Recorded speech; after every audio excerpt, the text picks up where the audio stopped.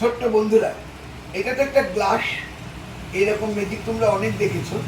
এটা একটা গ্লাস, গ্লাসের মধ্যে আমি জল নিলাম, ঠিক আছে? এখানে গ্লাসের মধ্যে আমি জল নিলাম।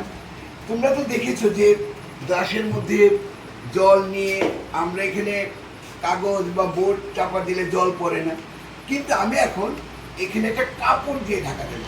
কাপড় দিয়ে ঢাকা দিয়ে জলটাকে উল্টে দেবো, কিন্তু এই গ্লাসের যে জলটা, এই যে জলটা, এই জলটা এটা পড়বে না। ওকে, দেখো তাহলে আমি এখানে একটা এরকম একটা কাপড় নিলাম, একটা হালকা কাপড় নিয়ে এই কাপড়টাকে এখানে ঢেকে দিলাম, ঠিক আছে? এই দেখো এই গ্লাসটার মধ্যে, এই যে জলের গ্লাসটা, এই জলের গ্লাসটার মধ্যে আমি এই কাপড়টাকে ঢেকে দেব। এই কাপড়টাকে ঢেকে দিলাম।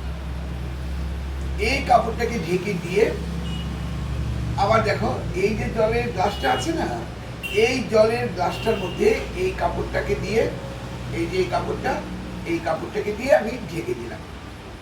ঢেকে দিয়ে এবার আমি গ্লাসটাকে ধরে এরকম করে উল্টে দিচ্ছি।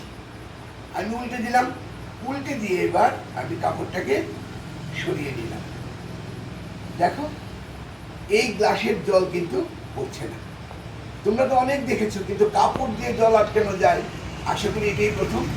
তাহলে চলো এই ম্যাজিকটা কি করে হলো এটা আমরা আবার সুন্দর করে দেখে দিই। ওকে, চলো।